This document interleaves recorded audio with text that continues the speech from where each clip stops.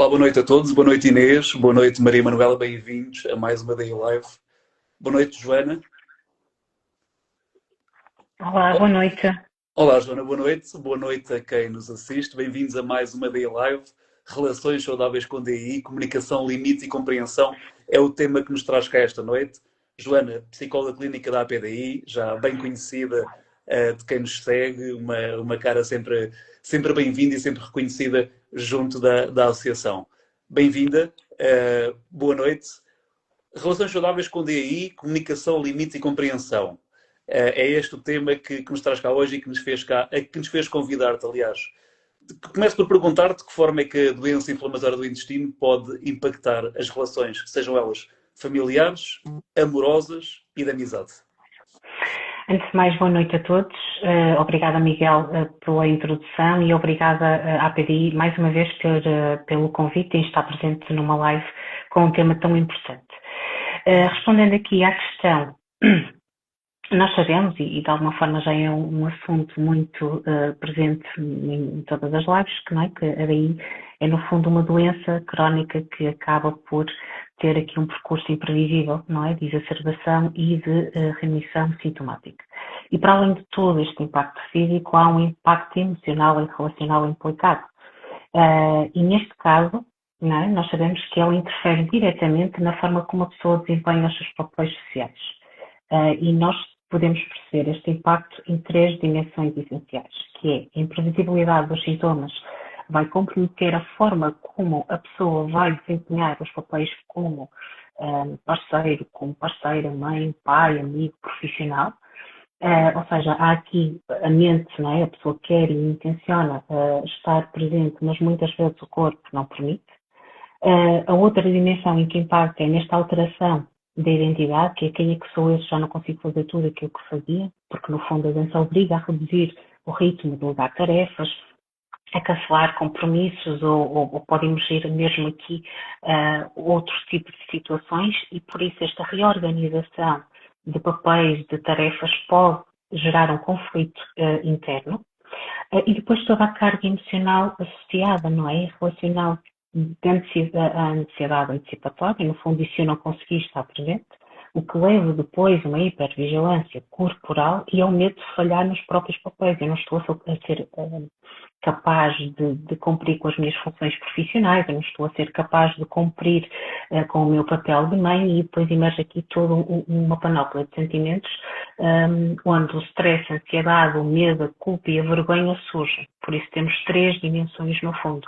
A imprevisibilidade dos sintomas, as restrições que depois estas me implicam a nível de saídas, a nível alimentar e depois a carga emocional associada a toda esta dimensão da restrição que eu me vejo no desempenho dos meus papéis. Um dos pilares para uma relação saudável ou para relações saudáveis na DI é a comunicação. Aliás, dá título a esta live. Porquê é que a comunicação aberta, e quando se fala de comunicação aberta, uma comunicação despoderada, é tão importante para quem vive com DI? Porque, no fundo, a comunicação aberta acaba por reduzir suposições. Quando não se fala, o outro interpreta. E na doença crónica o corpo já é imprevisível, ok? E a relação não tem que o ser. Por isso, a comunicação aberta funciona como fator de estabilidade num contexto de instabilidade física. Por isso, o outro vai interpretar, não quer estar comigo, está sempre a cancelar. E o que é que a comunicação aberta aqui vai fazer? Vai ajudar a ajustar as expectativas e a negociar alternativas mantendo o vínculo, sem que a daí se transforme num elefante na sala, ok? Ou seja, vai permitir que a pessoa, de forma simples, e porque não é preciso muitas justificações, mas de forma simples, acabe por transmitir aquilo que sente, como se sente, não é? Como se sente fisicamente, como se sente emocionalmente, e vai permitir que o outro também ajude a corregular este estado, arranjando alternativas para que seja possível manter o vínculo e manter, provavelmente aqui, outro tipo de situações, mesmo profissionais, mesmo de casal, mesmo enquanto mãe ou pai. Ainda nesta toada da comunicação, uma das principais dificuldades que quem vive com DI sente acaba por ser explicar a doença. Existe alguma dica para saber ou para se fazer explicar como começar a contar com o que é que a pessoa sente ou é difícil? por si é difícil, porque é uma situação de vulnerabilidade, a pessoa já, no fundo, está a se expor, porque muitas vezes acaba por se envolver aqui, implica falar de sintomas íntimos e por vezes socialmente desconfortáveis, exige reconhecer as próprias limitações e pode expor fragilidade no contexto social que nós sabemos muito bem que o que é que acaba por valorizar? Desempenho e produtividade. Por isso, numa DI, que muitas vezes não são visíveis os sintomas, o que não se vê tende a ser subestimado. E por isso, formas simples de comunicar é fazer isto por camadas, ok? Uma frase de enquadramento. Tenho DI, é uma doença inflamatória crónica. Ok? Dizer que é crónico. Acaba por também partilhar que acaba por ter sintomas que ou não se verem, mas implicam muito aqui a minha produtividade, a forma como eu estou, alguma dor abdominal, a fadiga, o outro, as urgências a ir à casa de banho. E o que é que isso significa? Ou seja, não só explicar o que é sintoma, o que é relacionado com a doença, mas também o que é que isto significa no meu dia-a-dia. O que é que significa ter dor abdominal? Significa que se calhar eu estou mais restrita a nível alimentar, que tenho aqui uma baixa energia para poder sair, para poder estar, para poder participar em determinadas tarefas. E no fundo, o que é que eu preciso da outra pessoa? Por isso são 3 dimensões por camadas. Explicar de forma sucinta, explicar o que impacto é que isto tem no meu dia-a-dia e depois o que é que eu preciso da outra pessoa para que trocar eu quero que tu entendas isto por eu preciso que tu faças isto quando eu estou assim. Para que a pessoa, mesmo que não entenda, que muitas vezes é difícil entender aquilo que não se vê ou aquilo que não passamos pela experiência, para não haver aqui um fator de invalidação, acabar por ter o comportamento concreto que vai ajudar o outro também a se regular. E muitas vezes o outro acaba por não perceber, muito também por não se ver, digamos assim, e acaba por levar a uma frustração. Quando essa situação acontece, e quem está, por exemplo, numa fase inicial da doença inflamatória do intestino, como é que lida com esta sensação de frustração por o outro, seja o pai, seja o namorado, seja o amigo, não compreender porque não vê? Normalmente, o que é que acontece? Quando o outro não entende a minha realidade, eu vou-me sentir automaticamente invalidado. E aqui a tendência é haver uma retração, não é? Emocional, algum tipo de irritabilidade, alguma hipersensibilidade ao comentário depois que pode vir a seguir. E isto pode levar a um afastamento que, por momentos, pode ser saudável, ou então um evitamento mais prolongado, que aí sim pode ser prejudicial. Ok? Por isso, quando eu explico ao outro, o outro não entende e mostra uma postura mais inflexível acerca da minha realidade, aquilo que normalmente as pessoas tendem a sentir, para além de frustração, para além de vergonha, para além de medo, para além de tristeza, também pode vir aqui um sentimento de culpa. E a pessoa, ao se retrair e ao não partilhar, vai começar aqui um enviesamento a nível da comunicação, as ditas distorções cognitivas acerca, não é? As distorções cognitivas são o enviesamento a nível do pensamento ou interpretações erradas, aqui no fundo acerca da realidade do outro. E isto vai começar a criar uma lacuna enorme no vínculo estabelecido, seja ele parental, conjugal, profissional, de amizade. Por isso, no primeiro caso, é tentar perceber se é falta de informação, ou seja, ignorância acerca da minha situação, ou se é mesmo um caso de invalidação. E quando nós, no fundo, estamos perante um caso de falta de informação, vamos fazer exatamente aquilo que falamos ainda há bocadinho, dar aqui informação por camadas para que a pessoa consiga entender o que é doença, do que é a minha experiência. E depois, quando se trata de algo que é mais invalidativo, ou seja, uma negação mais ativa, vamos ter que estabelecer aqui um limite claro para que a pessoa entenda que, apesar de não perceber a minha realidade interna, não é? Pode ter algum tipo de comportamento que me ajude a não me distanciar dela. Ou seja, nem todos vão conseguir compreender a nossa realidade. Por isso, pedir um comportamento em vez de pedir que se entenda é, por exemplo, vou dar aqui um exemplo rápido, preciso que não me digas que és do meu sistema nervoso, que muitas vezes diz, isso é porque andas muito estressado, por isso é que te está a interferir. Eu preciso é que me perguntes o que é que eu preciso hoje. Ou o que é que podes fazer para me ajudar. E este exemplo que acabaste de dar é um bom exemplo e poderá eventualmente ser um limite que a pessoa traça. E falar sobre limites muitas vezes é desconfortável. O que te pergunto é, numa relação, como é que se define estes limites quando há uma doença crónica envolvida? Normalmente, e quando falamos de limites, o que é que são os limites? Os limites são estruturas que vão ajudar a que uma relação seja saudável e sustentável. E no caso do MADI, tornam-se essenciais para que a pessoa consiga se proteger e consiga proteger a sua energia, ok? E isto, no fundo, é transversal a todos, mas para quem tem uma doença crónica, se calhar é ainda mais importante estabelecer estes limites para que não haja este tipo de conflito interno vindo de participações externas, se calhar desinformadas e invalidativas. Por isso, os limites, sendo eles saudáveis, vão permitir que a pessoa preserve a energia, reduza a culpa e evite algum tipo de ressentimento acumulado por não estar a cumprir a expectativa do outro. Por isso, eu tenho que conhecer as minhas necessidades, não é? Saber o que é um sim para mim e um não para o outro, não é? Primeiro tem que ser sempre um sim para mim. Temos que comunicar estes limites de forma clara e tem que ser consistentes. Não é fazer hoje e depois amanhã já não fazer e depois não fazer.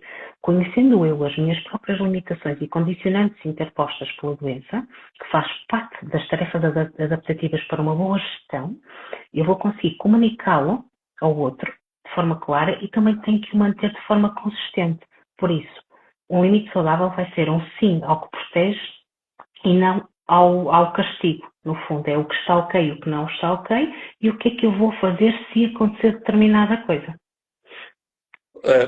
Ainda na toada dos limites, e antes de avançar, apelava, como já é meu apanágio, a quem nos vê possa fazer perguntas. A Joana terá todo o gosto, com certeza, em esclarecer. Nós estamos atentos à caixa de comentários, vamos saudando quem entra. Voltando aos limites, Joana, mudando um bocadinho aqui a agulha, há outros limites que eu sei que são importantes para quem vive com a DI, desde logo a questão da alimentação, a questão dos horários, os momentos de descanso. Sim, A sim. juntar a Posso dar estes, alguns exemplos? é isso, a juntar a estes, há mais algum que possas acrescentar e que acaba também por ser um limite importante? Sim, ou seja, é importante que consigamos perceber que tem que haver flexibilidade de planos. Muitas vezes isto nos mais jovens e mesmo nos jovens, nos adultos, não é? Nos jovens adultos e nos adultos, que estão numa fase de transição de vida importante e que muitas vezes os papéis sociais estão a ser consolidados e alvo de avaliação externa, ou seja, se conseguem adquirir aqui determinados patamares, é importante que consigam ter sempre um plano A, um plano B. Ou seja, se há uma saída e eu hoje estou mais desconfortável, o que é que eu faço? Estou presente no evento todo ou estou presente em parte do evento? Vou hoje e não vou amanhã ou vou aos 2 dias. Ou seja, ter aqui uma flexibilidade a nível dos planos e perceber que se eu não estiver presente, isto não me vai minimizar. Depois, ter respeito por sinais de fadiga, ou seja, se a pessoa sente que está muito cansada, estiver presente, mas não estiver presente de forma com qualidade, aquilo que vai acontecer é que se calhar depois vai sentir culpa por ter estado de forma diferente. Por isso, se calhar aqui um limite é, eu hoje estou se calhar com mais dor, com mais fadiga, aquilo que vou fazer é proteger-me, vou ficar por casa e vou comunicar a quem está que não vou ficar muito tempo ou nem sequer vou. Depois a questão da alimentação. Pedir para não comentar, pressionar, ou então fazer acordos, ok? Se calhar, quando quisermos estar todos juntos, vamos procurar um sítio com uma gama de restaurantes maiores, para eu poder estar à vontade em escolher A, B ou C. Ou então pedir de forma mais individual para que não comecem, não é? Determinada escolha, porque isso depois acaba por me fazer sentir desconfortável. E aqui é muito importante, Miguel, que é, nós vamos tentar que a pessoa entenda que é o comportamento da pessoa que está a interferir comigo e não a pessoa. Se eu chamar a pessoa a atenção de algum detalhe que me incomoda, não tem que ver com ela, tem a ver com o comentário dela. Depois, limites. Nós, quando falamos, as pessoas às vezes falam de limites e acham que os limites são apenas com os outros, mas também é connosco. Ou seja, eu ter os meus próprios limites e as minhas próprias barreiras para saber quando tenho que descansar, como fazer a minha rotina e respeitá-las de um modo como sendo um autocuidado saudável que depois me vai permitir retomar com qualidade no futuro. Ok, e aqui há uma distinção, por isso é que ainda há pouco falei entre afastamento protetor, em que eu me afasto, recupero e retomo, e o isolamento, que assim é um afastamento mais prolongado e pejorativo, em que a pessoa acaba por deixar a esfera profissional, a social, mesmo a familiar, porque não consegue criar este tipo de limites, criar este tipo de envolvimento com as esferas sociais, familiares e conjugal, e depois acaba por não conseguir retomar o desempenho dos papéis, e aí sim há um conflito identitário muito grande. E depois o limite da privacidade, não é? O saber o que partilhar, quando partilhar e com quem partilhar. Isto é muito importante. Não sei se foi esclarecedor. Eu acho que foi extremamente esclarecedor e permite-me fazer a ponte perfeita para a pergunta seguinte, mas antes não queria deixar passar aqui o comentário da Ana Marques 69, que eu saúdo, que escreve que com 13 anos da doença de Crohn, a conclusão que tira, desde há alguns anos, é que quem não tem a doença não compreende, porque por fora, diz a Ana, estamos saudáveis, e que é difícil fazer compreender o que nos incomoda por dentro. Joana, ainda na questão da privacidade, queria perguntar-te qual o papel que tem o parceiro ou o familiar no apoio à pessoa que vive com doença inflamatória do intestino, mas sem cair na sobreproteção, que também é um termo que se vai falando cada vez mais e que a própria pessoa com doença não gosta de sentir super protegida, permitam-me aqui a expressão. Sim, normalmente a sobreproteção acaba por surgir por medo e preocupação genuína, ou seja, acabam por querer fazer tudo pela pessoa. Isto para quem entende ou não entende perfeitamente a condição da doença, ao contrário aqui da Ana Marques, que nos diz que sente que as pessoas não compreendem porque não experimentam, e isto aqui, dando aqui já um bocadinho, se me permite, Miguel, um bocadinho de resposta à Ana, é no sentido de ela perceber, no fundo, como é que comunica a doença e o que é que ela espera que o outro entenda acerca da realidade dela, não é? De que forma é que eu posso dizer ao outro que, apesar de ela não entender, esta é a minha realidade e peço que respeite, e isto vai-lhe trazer aqui, no fundo, uma proteção a nível emocional maior, porque evita frustração, culpa ou vergonha.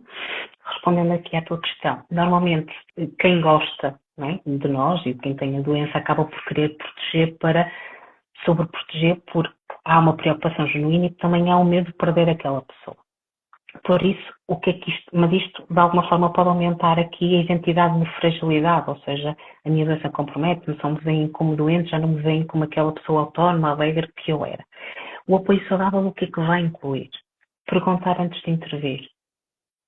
Ok, a pessoa saber, olha, gostaria de fazer isto por ti, vou fazer isto, o que é que tu achas? É confortável ou não é confortável? Validar as emoções sem dramatizar, ok? A pessoa partilhá-lo, não é? E nós vamos validar, ajudando a pessoa a acalmar-se em vez de controlar. Depois incentivar a autonomia, colocar a pessoa mesmo numa situação de fragilidade e estar ao dispor para ajudar, o que é que podemos fazer por pessoa, não é? Vamos pedir o que é que podemos fazer por ela, mas também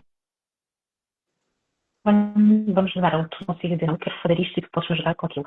Ou seja, aquilo que eu dizia ainda há pouco, que é ajudar-me e se me perguntasses como é que me podes ajudar. Vamos focar num comportamento específico acerca daquilo que a pessoa pode fazer por nós.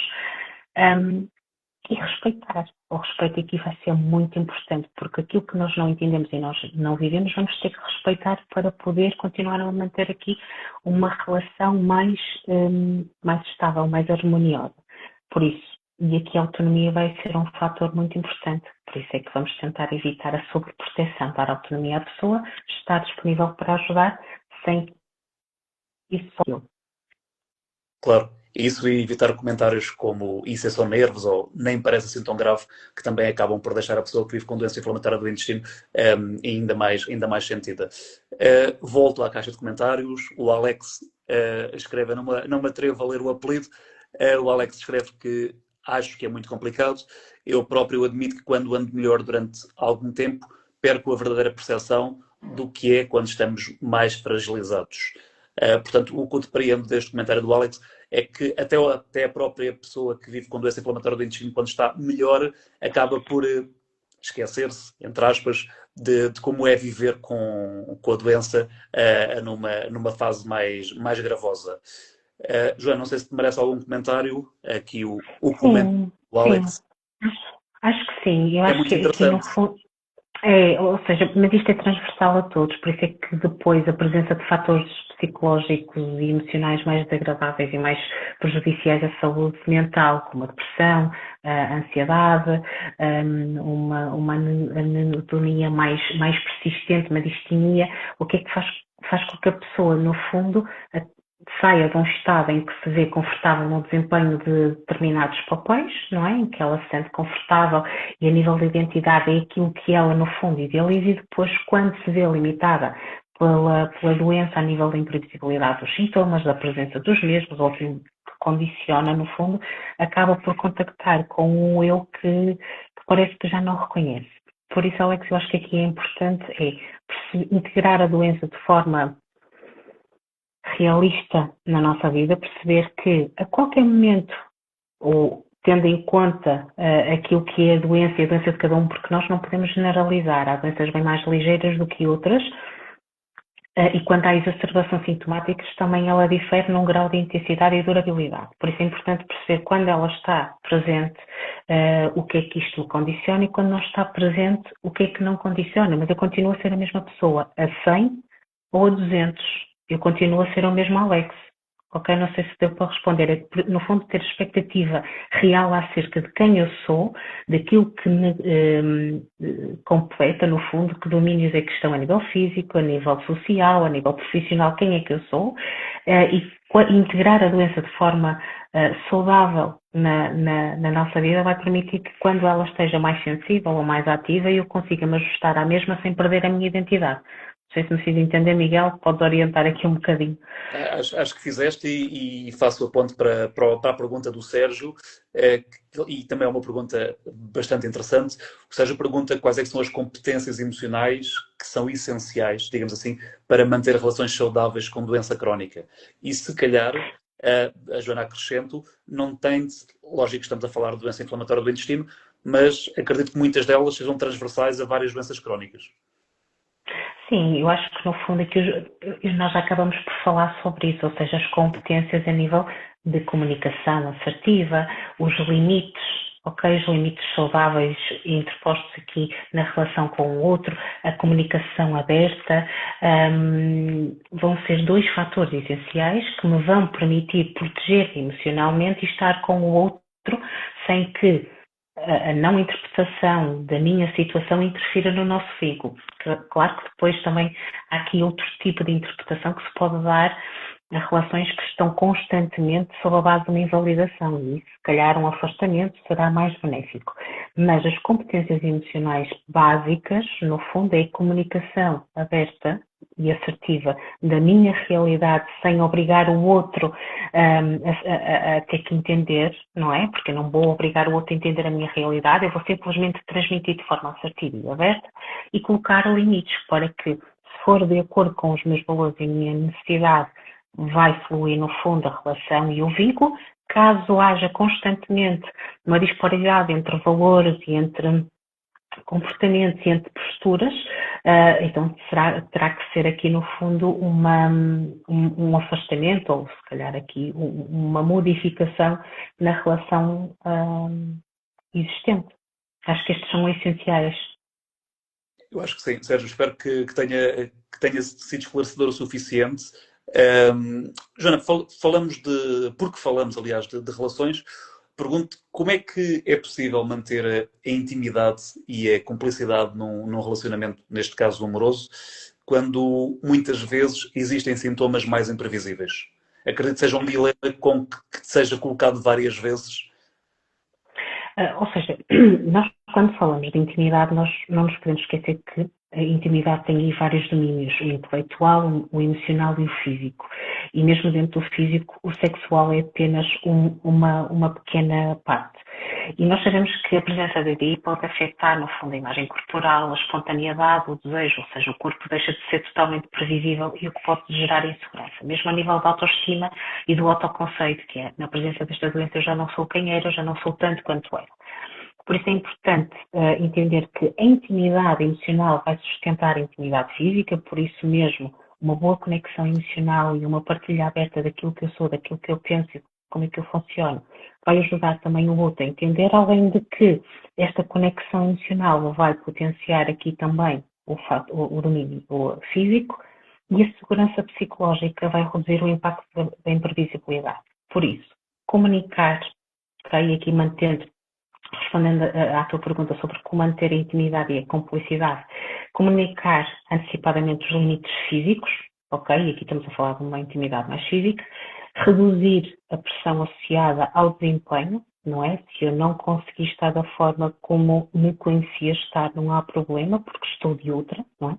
E aqui promover um bocadinho a flexibilidade psicológica acerca da situação. O cultivar momentos de conexão mais simples e consistentes, ou seja, começar uma autodescoberta neste campo da intimidade e da conexão ao outro de forma diferente que eu conhecia e reforçar a identidade além da doença. Ok? A previsibilidade emocional, sentir-se aceito, compreendido, vai funcionar como uma âncora para um corpo que por si já é instável, como dizia o Alex, não é? No fundo, quando está tudo bem, mas quando está tudo mal, eu deixo de conhecer. Não, vamos reforçar a identidade para além da doença para que quando ela está mais ativa, eu consiga lhe dar uma resposta e ter uma flexibilidade perante ela mais produtiva, mais saudável. Falamos agora de terapia psicológica, de terapia, a terapia convencional. O que te pergunto é se, de facto, esta terapia pode ou não ajudar a fortalecer relações em contexto de doença inflamatória do intestino. Ou seja, de que forma é que a psicologia pode ajudar? Sim. No Primeiro, fundo, se ajuda, e se sim, de que forma? sim, ajuda sem dúvida. Eu acho que a psicologia havia de ser, no fundo, aqui um requisito obrigatório para todos, porque, no fundo, vai-nos dotar de várias ferramentas que nos ajudam a conseguir ultrapassar os obstáculos do dia a dia. Mas quatro frentes, podemos aqui identificar aqui quatro frentes. No fundo, aprender estratégias de coping, que é estratégias de enfrentamento que nos podem ajudar a lidar com a imprevisibilidade e a ansiedade antecipatória. Depois, aprender, no fundo, a regular-se emocionalmente e a gerir stress sem culpabilização. Depois, aprender a comunicar e a criar limites de maior assertividade, de pedido de apoio. E aqui, se calhar, esta é que tem mais importância, porque ao conseguirmos comunicar e a proteger a nossa identidade e a nossa integridade física, psicológica, emocional, o que quer que seja, nós vamos conseguir estar num ambiente de maior segurança e vamos conseguir minimizar, não é? Fatores como a ansiedade, como o stress, como a culpa, como a vergonha, e vamos conseguir estar com o outro de forma mais calma. Mesmo que o outro não entenda, mesmo que eu receba um comentário pejorativo, eu tenho a segurança de estar com o outro de forma mais leve. Por isso, aprender a comunicar e a criar limites na relação com o outro é uma das frentes mais importantes neste caso. E depois intervém também aqui a psicologia ao nível da identidade e autoestima, não é? No reduzir a vergonha, o autocriticismo e a reconstruir uma vida baseada em valores. Mesmo para fechar, perguntava-te, aliás, antes de fechar, dizer que a Joana está disponível para consultas, para apoio, e que o utilizador é Joana Psi no Instagram. Quem está a ver através do Instagram da APDI e ainda não segue a Joana pode fazê-lo já de seguida. Lembrar também que temos o grupo de adultos no dia 26, ainda é possível inscrever-se. O tema recorrer aqui à cábula é stress e ansiedade na DI, portanto liga de certa forma com a nossa live de hoje. E agora sim, mesmo para fechar, Joana, que mensagem é que gostarias de deixar para quem vive com doença inflamatória do intestino e sente que as relações, sejam elas quais forem, estão de certa forma a ser afetadas pela doença? Eu costumo dizer que vamos evitar elefantes na sala, porque daí já é um peso, no fundo, para quem a tem e tem que gerir, no fundo já tem aqui um acréscimo para lidar com ela. E a relação não deve ser outro. Relações saudáveis têm flexibilidade, respeito e verdade. Pedir o que precisamos não é ser difícil, é cuidar do vínculo, é ser sincero, é criar limites. E quando não dá para mudar sozinho, vamos procurar apoio psicológico, porquê? Porque é um ato de coragem e de proteção. Agora sim, e antes de fechar, dizer que me enganei, não é Joana Psi, mas Joana Pais Psi, é este o user do Instagram da Joana. Sim. Obrigado, Joana, por ter estado connosco esta meia hora, acho que foi extremamente esclarecedor. Obrigado também a quem nos acompanhou. Despedimos também com a mensagem da Dora Cristina Gil, que manda um beijinho para a doutora Joana, e vemos para o próximo mês, no final do próximo mês. Obrigado a todos e até à próxima. Muito bem. Obrigada. Obrigado, Boa noite. Joana.